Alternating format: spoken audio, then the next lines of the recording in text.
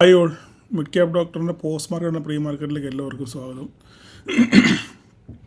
Duty കഴിഞ്ഞ് വന്നതേ ഉള്ളൂ. ഇപ്പം സമയം നാട്ടിൽ ഏകദേശം 1:30 രാത്രിയിൽ. ഇവിടെ ഏകദേശം 11 മണിയായി. അപ്പം കാര്യത്തിലേക്ക് കടക്കാം.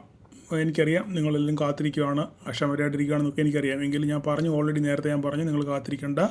രാവിലെ നിങ്ങൾ എഴുന്നേൽക്കുമ്പോൾ സെറ്റാകും. വ്യൂസ് കുറച്ച് കുറയുമായിരിക്കും, നോ പ്രോബ്ലം. ഓക്കെ, നമ്മളുടെ സമയവും സാഹചര്യങ്ങളൊക്കെ നോക്കണ്ടേ, എല്ലാം കൂടെ നോക്കിക്കണ്ടെല്ലാം നമുക്ക് ചെയ്യാൻ പറ്റത്തുള്ളൂ. ഓക്കെ, അപ്പോൾ നമുക്ക് കൂടുതലൊന്നും പറയാനില്ല, മാർക്കറ്റിലോട്ട് വരാം. മാർക്കറ്റിലോട്ട് പറഞ്ഞപ്പോൾ ഞാനിന്ന് രാവിലെ പ്രീ മാർക്കറ്റിനകത്ത് നമ്മൾ വോയിസ് നോട്ടിട്ടപ്പോൾ ഞാൻ പറഞ്ഞു മാർക്കറ്റ് ഓപ്പൺ ചെയ്തതിന് ശേഷം ഒന്ന് താഴോട്ട് വരാനുള്ള സാധ്യത ഉണ്ട് എന്ന് ഞാൻ പറഞ്ഞു. ഓക്കെ, കറക്റ്റ് ഇന്നലത്തെ ഹൈയിൽ വന്ന് മാർക്കറ്റ് തട്ടി 2 ക്യാൻഡിൽ കിട്ടി. അതിനുശേഷം ഇന്നലത്തെ ഹൈ വന്ന് ടച്ച് ചെയ്തിട്ട് മാർക്കറ്റ് നേരെ റിവേഴ്സ് ചെയ്ത് ഏകദേശം നമ്മളുടെ വരച്ച 24,755 വന്ന് മാർക്കറ്റ് ഓൾമോസ്റ്റ് റീച്ച് ചെയ്തതിന് ശേഷം അവിടെ മാർക്കറ്റ് കൺസോളിഡേറ്റ് ചെയ്തു ഇല്ലേ.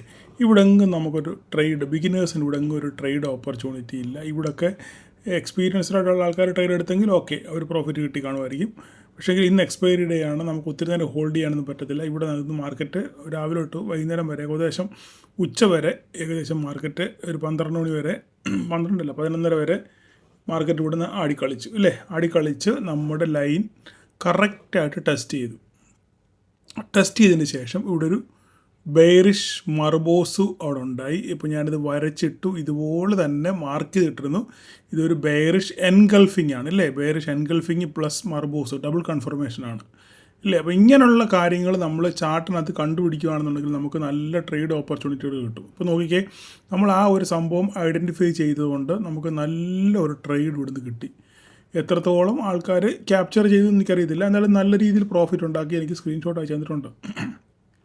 അപ്പം അതിൻ്റെ കാര്യം പറയുമ്പോഴേ ഞാനൊരു കാര്യം പറഞ്ഞു. നിങ്ങൾ ഈ കമൻറ്റ് ചെയ്യുന്നത്, നിങ്ങളെല്ലാവരും കമൻറ്റ് ചെയ്യണം, ആരും കമൻറ്റ് ചെയ്യാതിരിക്കില്ല. പക്ഷേ ഈ കമൻറ്റ് ചെയ്യുമ്പോഴേ നിങ്ങളുണ്ടാക്കിയ പ്രോഫിറ്റിൻ്റെ ആ തുക പറയണ്ട കേട്ടോ.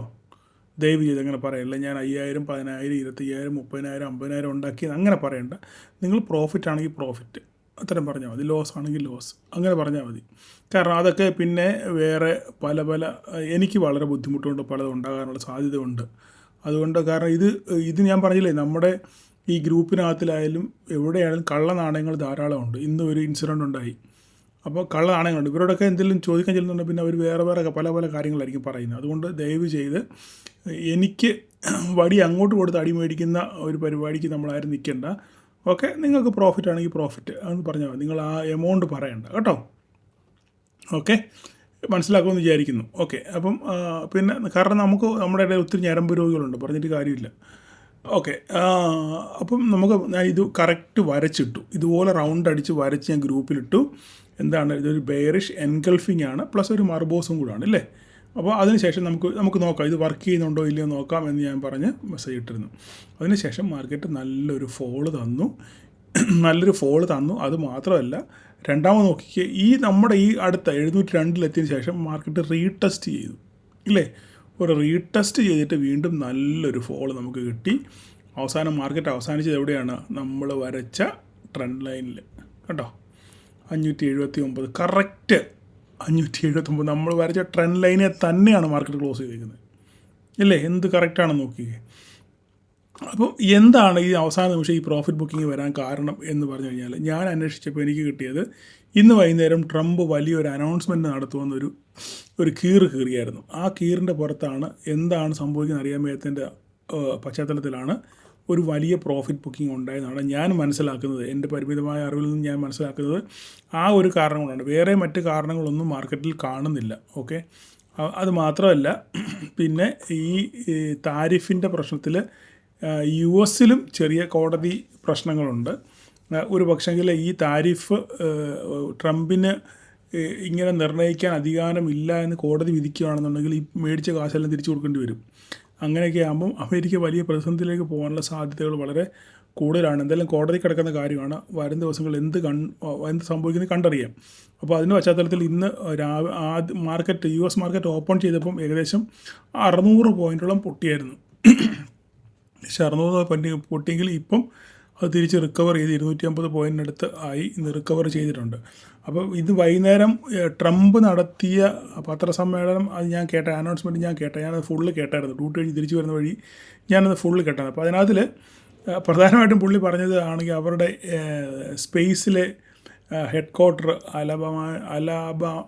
അലബാമയിലോട്ട് മാറ്റി എന്നൊരു പ്രഖ്യാപനം പറയാൻ വേണ്ടിയായിരുന്നു. അവരുടെ സ്പേസ് സ്റ്റേഷൻ്റെ ഹെഡ് ക്വാർട്ടേഴ്സ് അലബാമയിലോട്ട് മാറ്റി എന്ന് പറയാൻ വേണ്ടിയാണ് പുള്ളി ഈ പത്രസമ്മേളനം വിളിച്ചത്. അല്ല വേറെ വലിയ മഹാസംഭവങ്ങളൊന്നും അതിനകത്തിലില്ലായിരുന്നു. അപ്പോൾ അതിനകത്ത് ഞാൻ കേട്ടതിപ്പം അതിൽ ഇന്ത്യയെ പറ്റി പറഞ്ഞപ്പോഴും താരിഫിൻ്റെ കാര്യം പറഞ്ഞപ്പോഴും ഇന്ത്യ ലോകത്തിലേക്ക് ഏറ്റവും വലിയ താരിഫ് അടിക്കുന്ന രാജ്യമാണ്, അങ്ങനെയാണ് ഇങ്ങനെയാണ് മാടയെ കൂടെ പറഞ്ഞത്. അല്ലാതെ നമ്മളെ കുത്തി പറയുന്ന രീതിയിൽ ഉള്ള പ്രത്യേകിച്ച് കാര്യങ്ങളൊന്നും സംസാരിച്ചില്ല.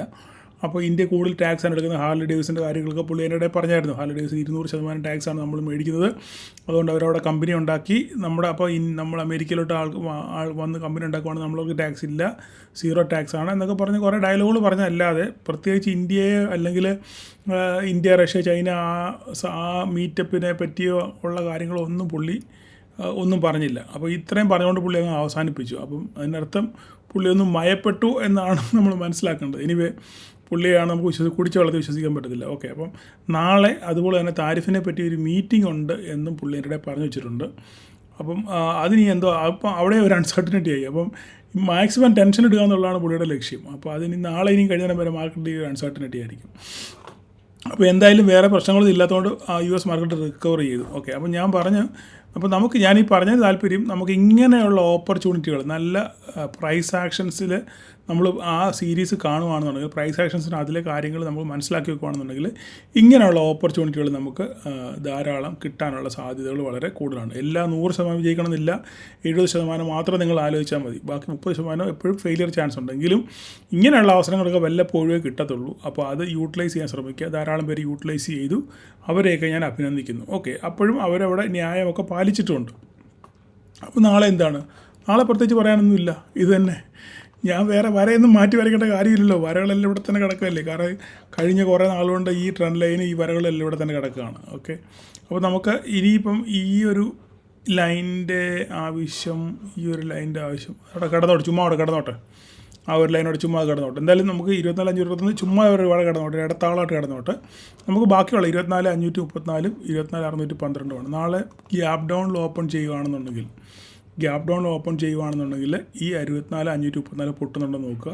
പൊട്ടിയാൽ 24,469 402, പിന്നെ എത്രയാണ് 24,338 ആ റേഞ്ചിലോട്ട് വരും. പക്ഷേ അതിനുള്ള സാധ്യത എന്താണെന്ന് മാർക്കറ്റ് നാളെ ഓപ്പൺ ചെയ്ത ശേഷം മാത്രമേ പറയാൻ പറ്റത്തുള്ളൂ. കാരണം ഈ ട്രെൻഡ് ലൈൻ വളരെ ഇമ്പോർട്ടൻ്റ് ആണ്. നിങ്ങൾക്ക് അറിയാവുന്ന കാര്യമാണ്. ഈ ട്രെൻഡ് ലൈൻ പല പ്രാവശ്യം വന്ന് സപ്പോർട്ട് എടുത്ത് ടെസ്റ്റ് ചെയ്തിട്ടുണ്ട്. ഒരിക്കലും ഈ ട്രെൻഡ് ലൈനിൻ്റെ താഴെ മാർക്കറ്റ് വളരെ വിരളമായിട്ട് മാത്രമേ ക്ലോസ് ചെയ്തിട്ടില്ല. ഇതുവരായിട്ടും ഇന്നലെ ഞാൻ കാണിച്ചു തന്നായിരുന്നു.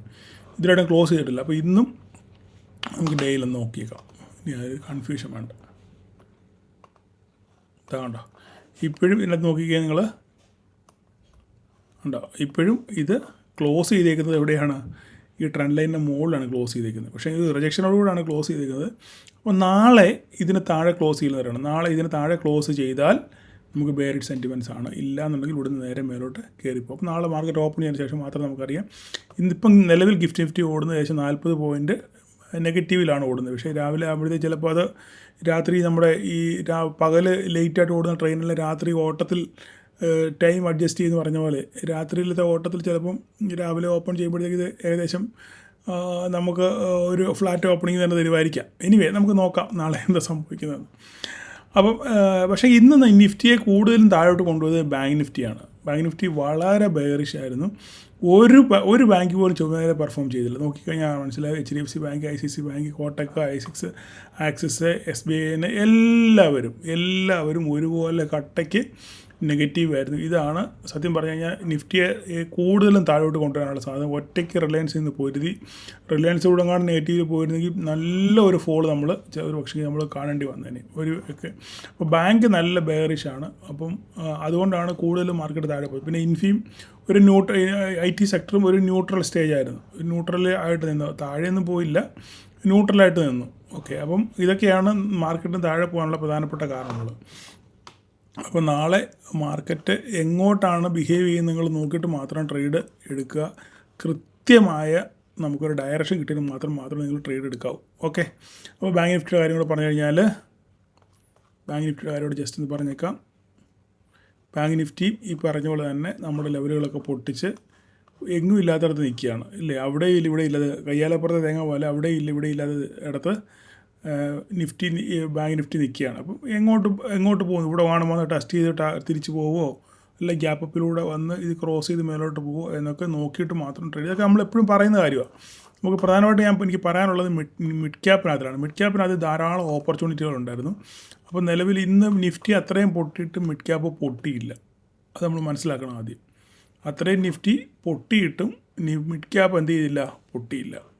അപ്പം നാളെ ഏതെങ്കിലും രീതിയിൽ പോസിറ്റീവ് ഓപ്പണിംഗ് ആണെന്നുണ്ടെങ്കിൽ ഇവൻ പറക്കും, ഉറപ്പാണ്. ഈ 12,840 ക്രോസ് ചെയ്യാനുള്ള സാധ്യത വളരെ കൂടുതലാണ്. നാളെ പോസിറ്റീവ് മൊമെൻറ്റം നിഫ്റ്റിയിലുണ്ടായാൽ ഇവൻ പറക്കും. അപ്പം ഒന്ന് വാച്ച് ചെയ്തോളുക, ലെവലുകളൊക്കെ കൃത്യമായിട്ട് നിങ്ങൾ നോട്ട് ചെയ്ത് വെച്ചോളുക. അപ്പോൾ ഇത്രയൊക്കെ ഉള്ളൂ പറയാൻ. ഇപ്പോൾ ബാക്കി രാവിലെ പ്രീ മാർക്കറ്റിൽ നമുക്ക് കാണാം. അപ്പോൾ എല്ലാവർക്കും നാളെ ഒരു പ്രോഫിറ്റബിൾ ഡേ ആശംസിക്കുന്നു. Thank you all.